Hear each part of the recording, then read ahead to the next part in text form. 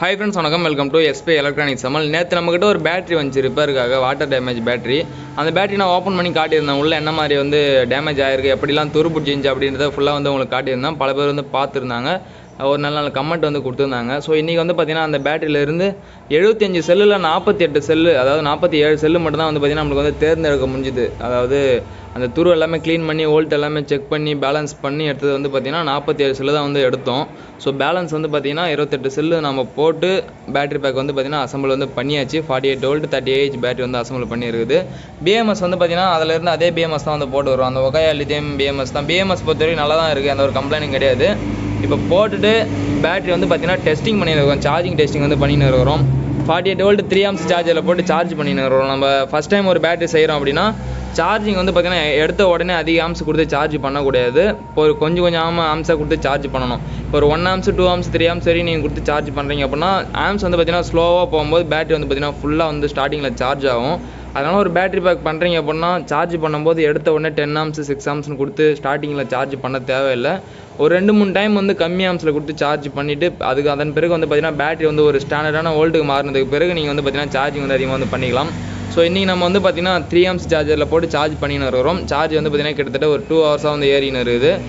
ஓரளவு வந்து பார்த்தீங்கன்னா ஃபுல்லாக ஆகிட்டு இருக்கும். இன்னும் வந்து பார்த்தீங்கன்னா பேக்கிங் வந்து பெண்டிங் இருக்குது. ஸோ நம்ம பேக்கிங் வந்து எப்போ பண்ணோம் அப்படின்னு சொல்லிட்டு பார்த்தோன்னா எல்லாமே செக் பண்ணிவிட்டு லோட் டெஸ்ட் வந்து பண்ணி ஆகணும். இப்போ இதில் பிஎம்எஸ் லைன் எல்லாமே வந்து பார்த்தீங்கன்னா கொடுத்துருக்குறோம். இதில் ஒயர் எல்லாமே சின்ன ஒயராக இருந்துச்சு, ஒயர் எல்லாமே கனெக்ஷன் பண்ணி இதெல்லாமே வந்து கொடுத்துருக்குறோம். இப்போ இது சார்ஜ் ஏறி முடிச்சதுக்கப்புறம் ஒரு நாள் விட்டுட்டு பேலன்ஸ் வந்து செக் பண்ணணும்.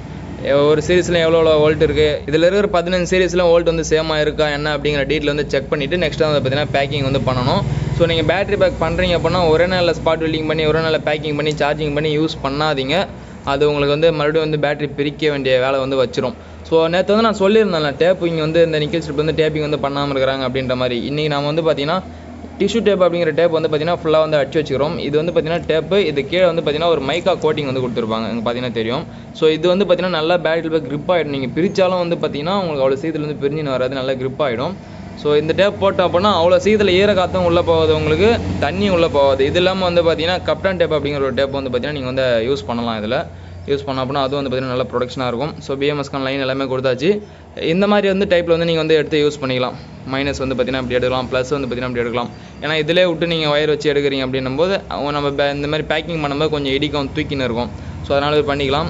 இந்த அதாவது டெம்பரேச்சர் ஒயர்ஸ், டெம்பரேச்சர் சென்சர் வந்து இருக்கும். இந்த சென்சர் வந்து எங்கே வைக்கணும் அப்படின்னு சொல்லிட்டு கேட்டிங்கன்னா எங்கே வந்து உங்களுக்கு ஹீட் அதிகமாக ஆகும் அப்படின்ற மாதிரி தெரியுதோ அந்த இடத்துல வச்சுக்கலாம். ஃபஸ்ட்டு சீரீஸில் வந்து வைக்கலாம்.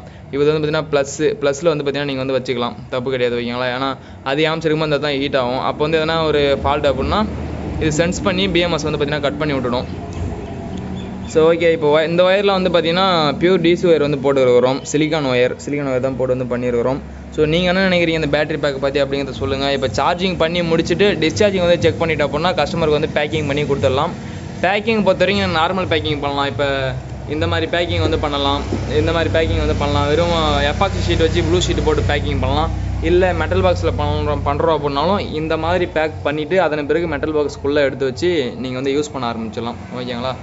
ஸோ ஓகே, இந்த இன்ஃபர்மேஷன் உங்களுக்கு தெரிஞ்சுன்னு நினைக்கிறேன். ஒரு சில இன்ஃபர்மேஷன் சொல்லணும் அப்படின்னு சொல்லிட்டு நினச்சேன் பேட்டரி பேக் அசம்பிள் பண்ணும்போது. ஃப்ரெண்ட்ஸ், இந்த வீடியோ ஷூட் பண்ணிருக்கும்போது ஒரு இன்ஃபர்மேஷன் ஒன்று தெரிஞ்சிச்சு. என்ன அப்படின்னு சொல்லிட்டு பார்த்தோன்னா இது வெளிச்சமாக இருக்கும்போது தெரியல, இப்போ இருட்டானதுக்கப்புறம் தான் வந்து தெரியுது. இந்த பிஎம்எஸ்க்கு பேக் சைடில் வந்து பார்த்தீங்கன்னா எல்இடி லைட் வந்து கொடுத்துக்கிறாங்க. இந்த லைட் எதற்காக அப்படிங்கிறது தெரியல. மேபி சார்ஜிங் வந்து ஆகுறது இல்லை கட் ஆஃப் ஆகுது அந்த மாதிரி இருக்கலாம்னு நினைக்கிறேன். ஸோ இது பிஎம்எஸ் வந்து பார்த்தீங்கன்னா உங்களுக்கு ஃப்ரண்ட் சைடு வந்து பார்த்தீங்கன்னா இதுதான் மெட்டல் கோட்டிங் வந்து போட்டுருக்குது ஃப்ரண்ட்டில். அப்படியே அந்த பிஎம்எஸோட அடி சைடு வந்து பார்த்தீங்கன்னா லைட் வந்து கொடுத்துக்கிறாங்க, எல்இடி லைட்டு. ஸோ இது வந்து நான் இது வரைக்கும் அந்த பிஎம்எஸ்ஸில் நான் பார்க்கல, ஃபஸ்ட் டைம் இந்த பிஎம்எஸ்ஸில் வந்து பார்க்குறேன். நல்லா இருக்குன்னு நினைக்கிறேன். பிஎம்எஸ் நல்ல பிஎம்எஸ் தான் போல் அதில் யூஸ் பண்ணியிருக்குது. லைட்டிங்லாம் வந்து கொடுத்துருக்குறாங்க. இன்னமும் வந்து சார்ஜிங் ஏறிங் தான் இருக்குது, கட் ஆஃப் ஆகலை இன்னும். ஸோ இந்த மாதிரி நீங்கள் பார்த்துக்கிறீங்களா என்ன அப்படிங்கிறத சொல்லுங்கள். ஃபஸ்ட் டைம் நான் பார்க்குறேன், நீங்களும் பார்த்துருந்தா அந்த அனுபவத்தை ஷேர் பண்ணுங்கள். ஸோ அதெல்லாம் கற்றுங்க. அந்த ஒயர் சால்ட்ரிங் பண்ணும்போதெல்லாம் பார்த்துங்க, இந்த மாதிரி சால்ட்ரிங் பண்ணுங்கள். நிறைய பேர் வந்து பார்த்திங்கன்னா பிகினர்ஸ் வந்து அதிகமாக இருக்கிறாங்க. நம்மக்கிட்ட செல்ஸ் வாங்கி அதிக பேர் வந்து பேக் வந்து ரெடி பண்ணுறாங்க. அவங்களுக்குலாம் இந்த மாதிரி வந்து பண்ணுங்கள். ஒரு இடத்துல இருந்து மட்டும் லைன் எடுக்க தேவையில்லை, ஒரு 4-5 இடத்துல இருந்து சேர்த்து எடுத்தீங்க அப்படின்னா நிக்கல் ஸ்ட்ரிப் வந்து ஹீட் ஆகாது லோடு எடுக்கும்போது. ஸோ ப்ளஸ் சைடு வந்து பார்த்தீங்கன்னா சேம் அதே தான். இப்போ 4 இடத்துல சால்டிங் வச்சுக்கிறேன், பட் 3 இடத்துல தான் எடுத்துருக்கிறேன். ஸோ இது எனக்கு போதும், ஓகேங்களா? இதில் எடுக்கக்கூடிய ஆம்ஸுக்கு வந்து பார்த்தீங்கன்னா இது வந்து போதும். ஸோ அதில் யூஸ் பண்ண அதே 50 amps பிஎம்எஸ் அப்படியே வந்து போட்டாச்சு. எல்லாமே கரெக்டாக ஆகிடுச்சு, சார்ஜிங் ஆகின்னு இருக்குது. சார்ஜ் ஆகி முடிச்ச உடனே பேட்டரி வந்து பேக் பண்ணிடலாம். இந்த வீடியோ பிடிச்சிருந்தா ஒரு லைக் பண்ணிடுங்க, உங்கள் ஃப்ரெண்ட்ஸுக்கு யாராச்சும் தேவைப்பட ஷேர் பண்ணிடுங்க.